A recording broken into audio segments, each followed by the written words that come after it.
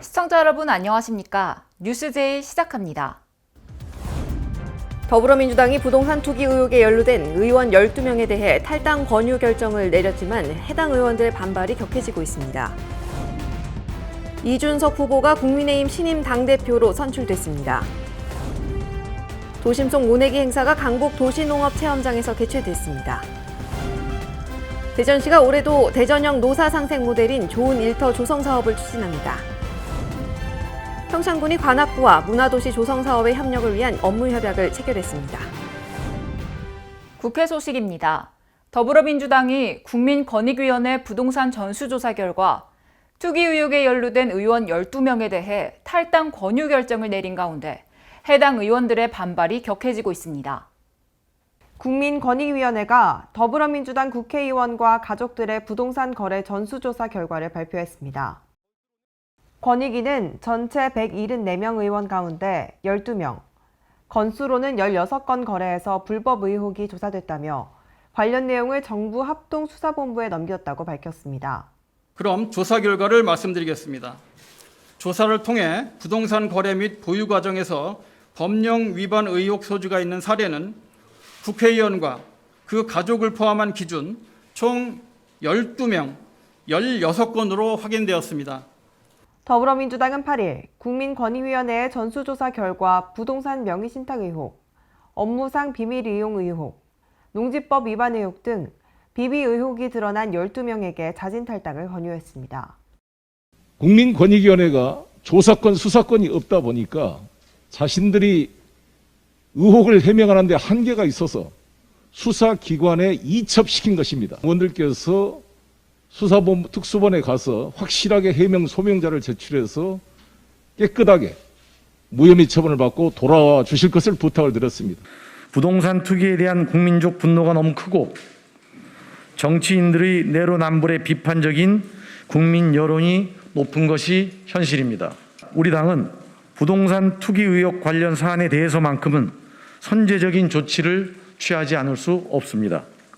국민권익위원회의 발표가 있은 지 하루도 안 돼 민주당이 발빠른 탈당을 권유받은 의원들은 강하게 반발하는 등 한동안 후폭풍이 가라앉지 않을 것으로 전망됩니다. 민주당 의원 12명 중 업무상 비밀 이용 의혹이 있다고 권익위가 판단한 국회의원은 임종성, 서영석, 김한정 의원입니다. 권익위 조사에 앞서 세 사람 모두 이미 고발당해 경찰 수사를 받아왔습니다. 먼저 임종석 의원은 가족과 지인 투기 의혹이 수사 대상입니다. 서영석 의원은 2015년 경기도 의원 때 부천시 고강동에, 김한정 의원 배우자는 지난해 지역구인 남양주시 진저읍에 각각 땅을 매수했습니다. 이 중 김 의원은 이미 경찰 수사에서 무혐의 처분을 받았습니다. 서 의원도 이미 서면 조사를 받았다며 땅을 샀을 때 미공개 정보를 이용할 위치에 있지 않았다고 해명했습니다. 더불어민주당 지도부의 탈당 권유에 따라 오늘자로 탈당하겠습니다. 빠른 시일 내에 철저한 수사가 진행되고 저 역시 적극적으로 소명자료를 제출하여 의혹을 해소하고 당으로 떳떳하게 돌아오겠습니다. 경찰은 권익위 자료를 검토한 뒤 기존에 수사하던 내용과 다른 혐의점이 있는지 살펴볼 계획입니다. 이준석 후보가 국민의힘 신임 당대표로 선출됐습니다. 11일 개최된 국민의힘 전당대회에서 이준석 후보가 신임 당대표로 선출됐습니다. 국회의원 경험이 없는 영선의 36세 당대표로 선출되는 것은 대한민국 헌정사 처음입니다. 국민의힘 6.11 전당대회 당원투표 마지막 날인 10일 당원투표 집계 결과 45.36%의 투표율을 기록했습니다. 당원 선거인단을 대상으로 7일에서 8일 이뤄진 사전투표에서 36.16%가 집계됐으며 이후 9일부터 10일까지 이뤄진 ARS 투표에서 투표율이 9.2% 보강됐습니다. 당원 투표 결과와 합산될 국민 여론조사는 9일부터 10일 양일간 실시됐는데요. 지난 11일 오전 10시부터 열리는 전당대회에서 결과 발표가 이뤄졌습니다.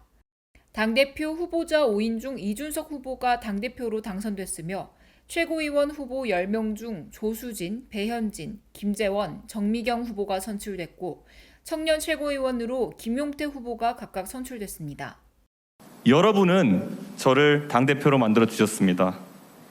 우리가 지금부터 만들어 나가는 역사 속에 여러분의 지분이 있습니다.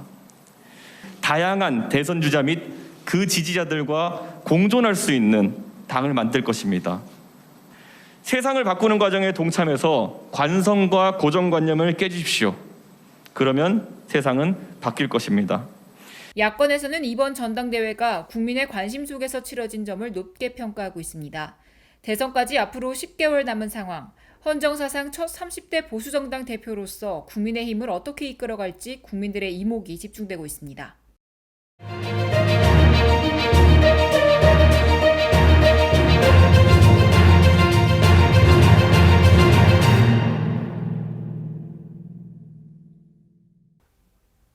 지난달 취업자 수가 늘어 고용 회복의 조짐이 나타났는데요. 이에 대한 앵커 브리핑 시작합니다. 한국은행은 1분기 경제 성장률이 1.7%를 기록했다고 밝혔는데요. 각 언론사별 의견 살펴봅니다. 먼저 A일보는 코로나 사태 이후 마이너스를 반복하던 경제 지표가 반등한 것은 반가운 일이지만 한국 경제가 구조적으로 회복 국면에 접어들었는지는 의문이라고 밝혔습니다. 특히 고용 불안을 언급하며 전체 취업자 수는 늘었지만 30, 40대 일자리가 감소했다고 강조했는데요. 고용노동부에 따르면 지난해 33조 원을 투입한 일자리 사업 가운데 34%가 개선 또는 예산 감액이 필요한 것으로 진단됐다고 꼬집었습니다. B일보는 수출과 설비 투자, 민간 소비 등의 지표가 개선되는 모습이지만 고용 쪽은 온기가 미치지 못하고 있다고 설명했습니다. 우리 경제가 성장 측면에서는 코로나19 이전 수준을 회복하고 있지만 고용은 그렇지 못하다고 비판했으며 고용 없는 성장 현상이 나타나고 있다고 말했습니다.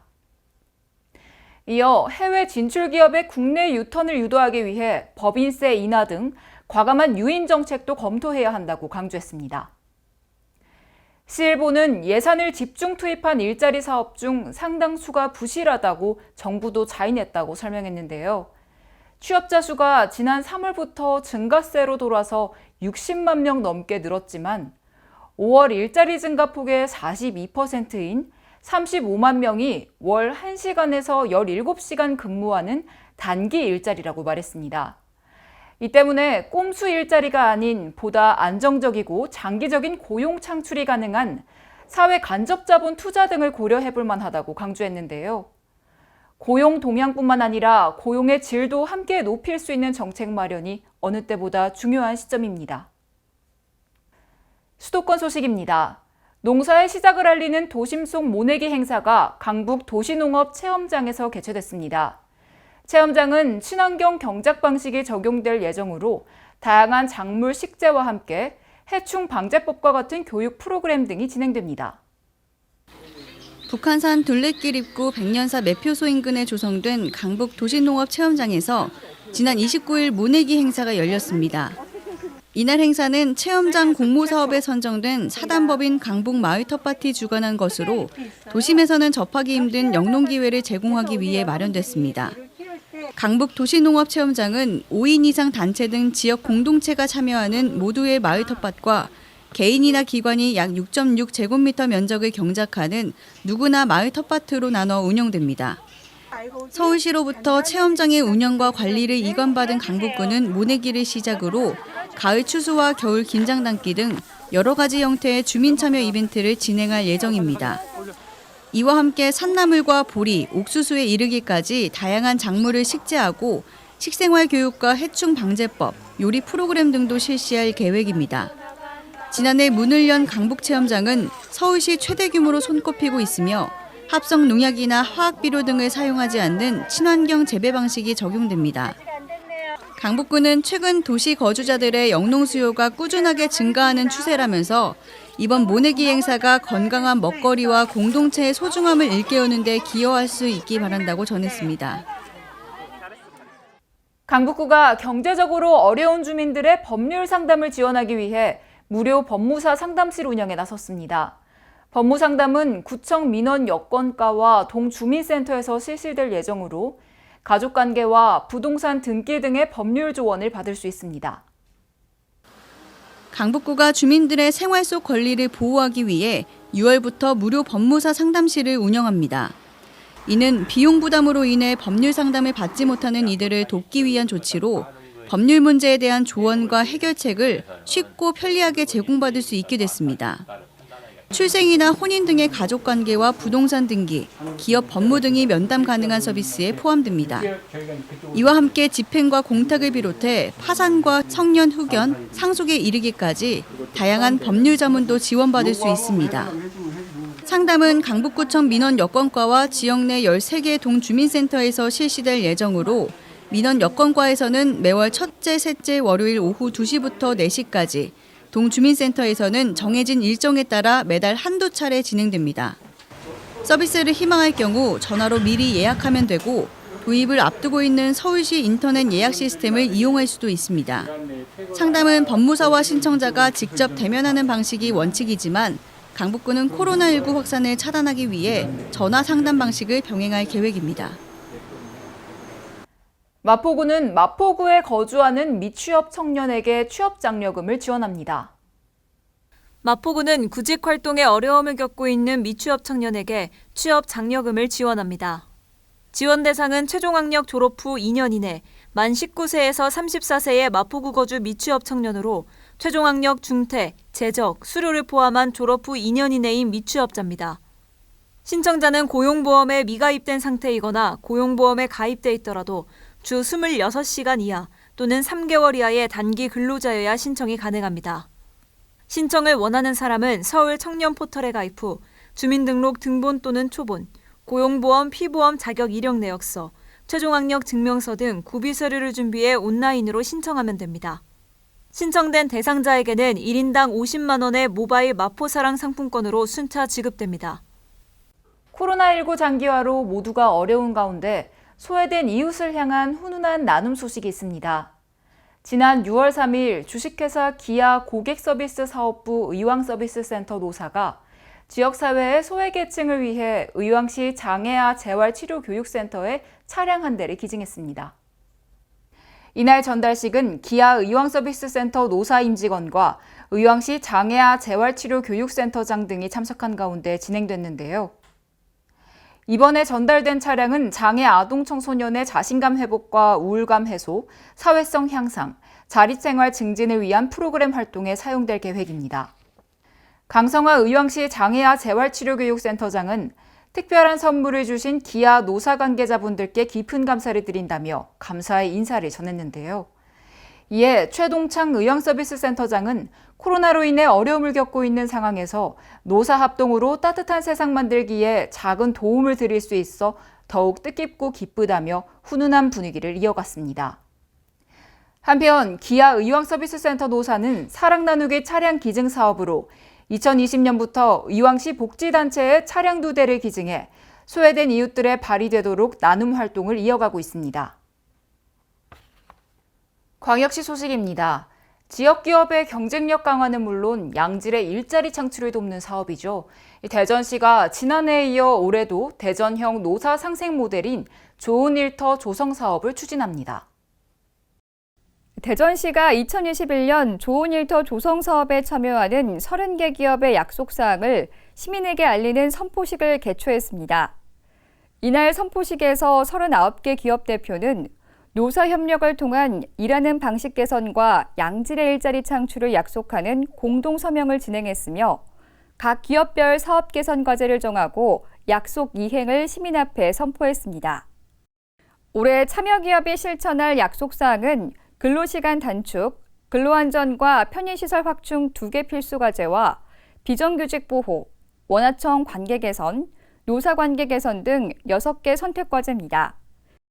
한편 지난 2020년 좋은 일터 조성 사업 추진 결과 참여 기업은 주당 근로시간을 평균 3.25시간 단축했으며 이를 통해 196명의 신규 근로자를 채용하는 등 성과를 거뒀습니다.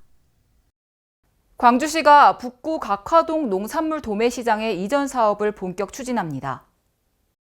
1991년 개장한 각화동 농산물 도매시장은 건물 노후화 및 협소한 부지로 인해 상인과 시민들의 불편이 커 시설 현대화나 이전 필요성이 제기돼 왔습니다.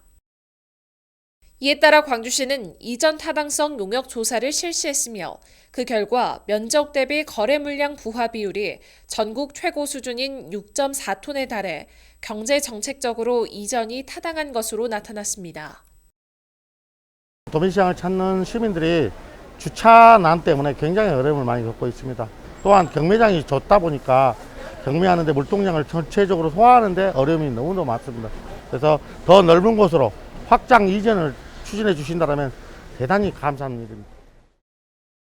광주시는 지난 28일 현장을 방문해 시장 시설물을 점검하고 상인 대표 등에게 애로사항을 청취했으며 확장 이전을 위한 특별 전담 조직을 구성해 이전 후보지 선정과 토지 매입 등을 추진할 방침입니다.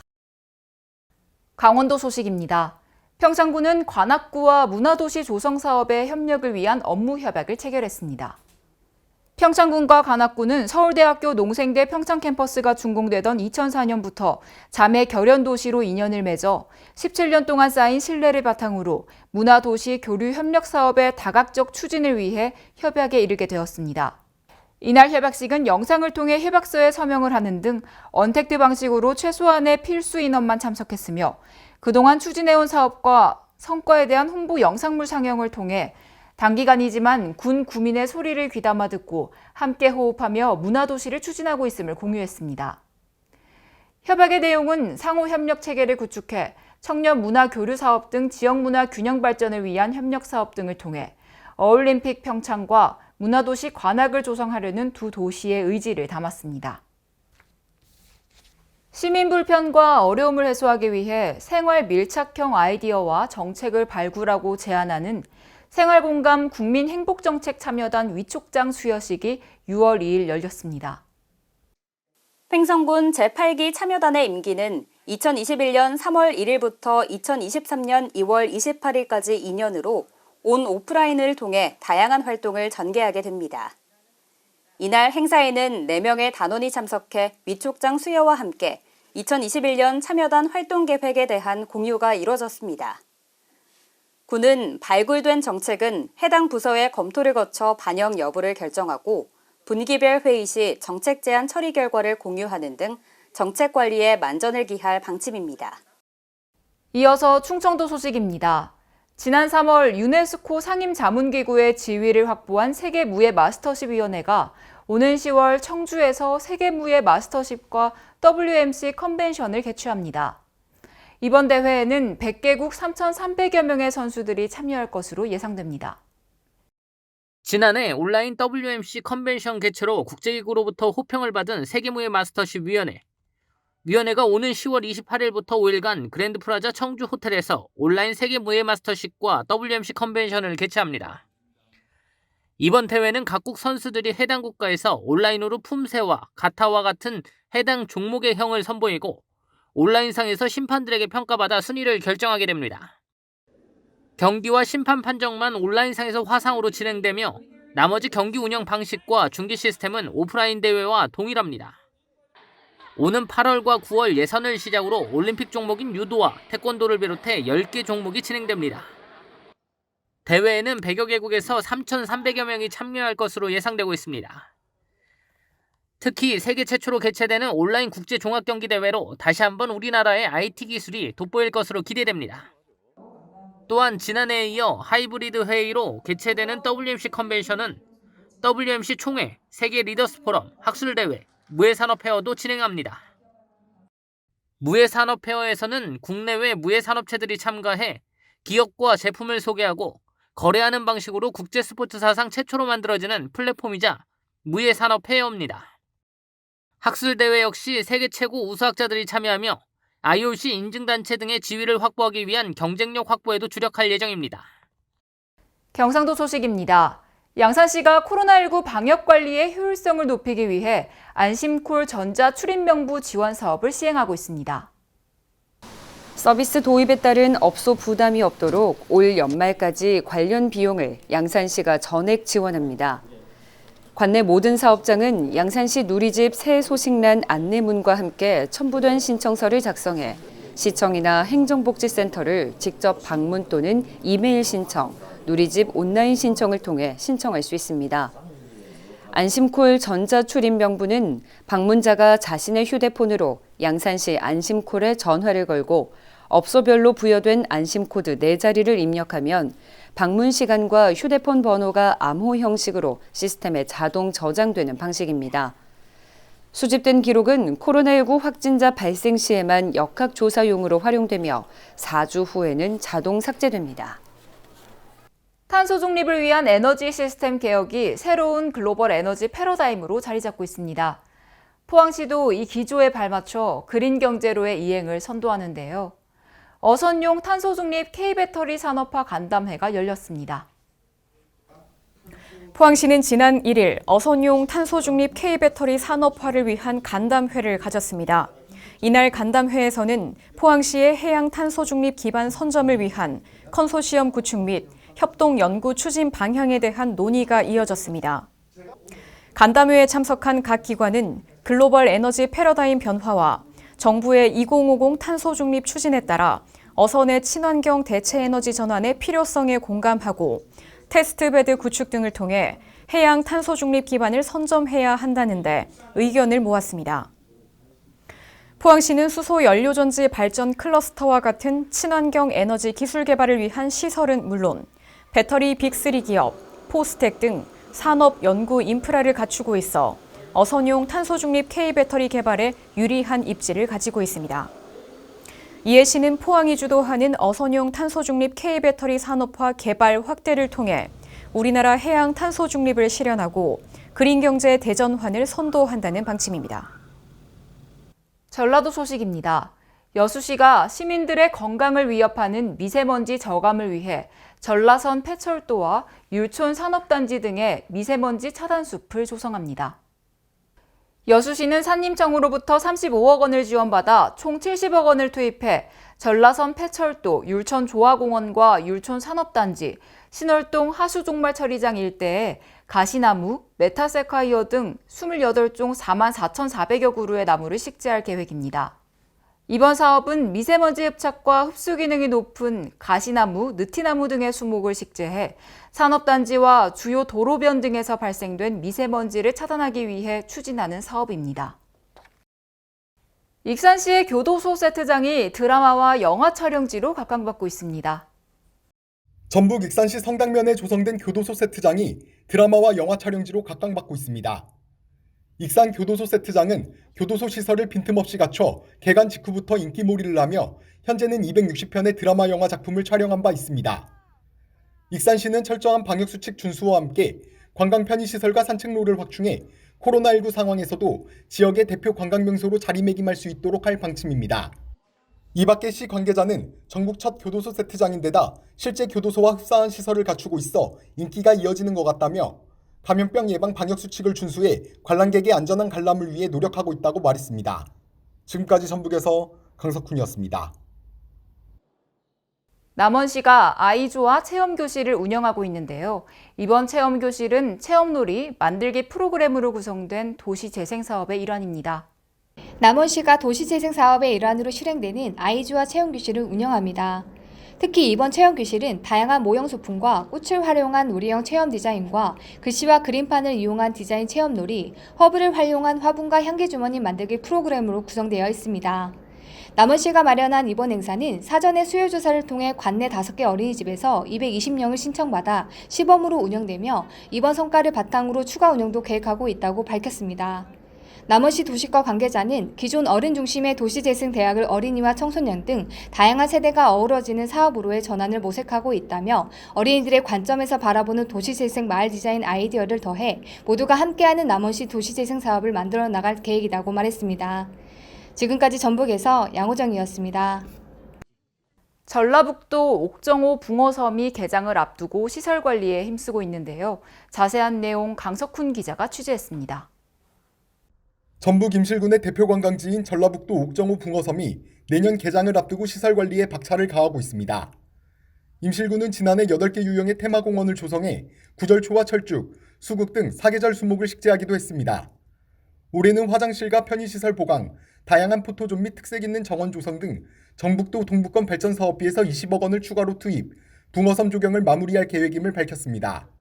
신민군수는 내년 붕어섬 개장을 앞두고 자연 속에서 힐링할 수 있는 다양한 기반시설 구축을 통해 관광객들에게 체험회장 및 힐링의 공간으로 조성하겠다며 전국적으로 많은 사람들이 찾는 관광임실의 시대를 열겠다고 말했습니다.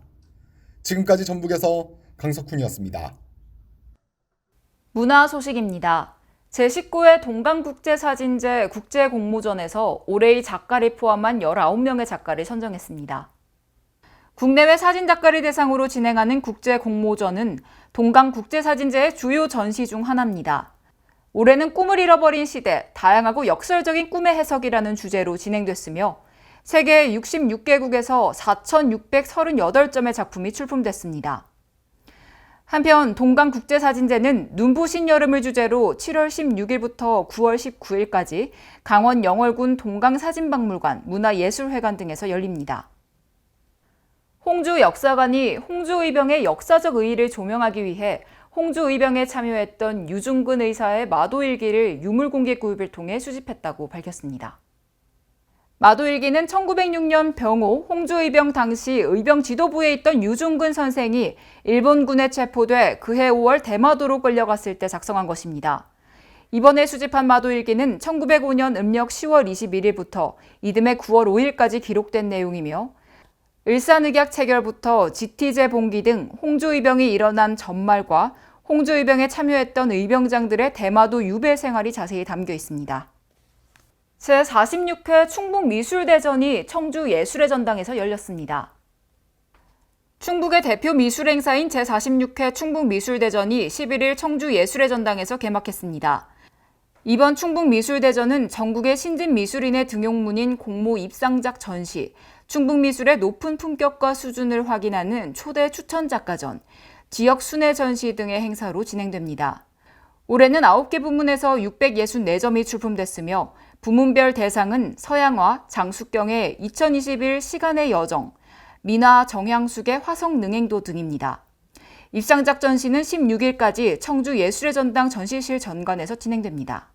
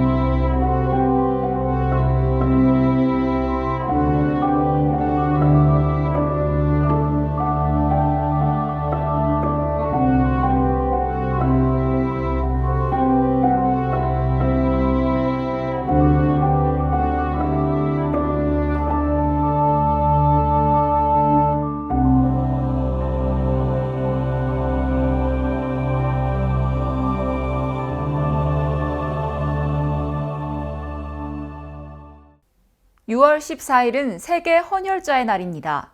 헌혈의 중요성을 전하고 헌혈자에게 감사하기 위해 국제 헌혈 운동 관련 기관이 지정한 날인데요. 헌혈은 수혈이 필요한 환자의 생명을 구하는 유일한 수단입니다. 생명을 나누는 고귀한 행동이자 사랑의 실천인 헌혈. 우리 함께 헌혈에 참여해 위기에 처한 생명을 구하는 데 보탬이 되는 건 어떨까요? 이상 뉴스데이 마칩니다. 시청해주신 여러분 고맙습니다.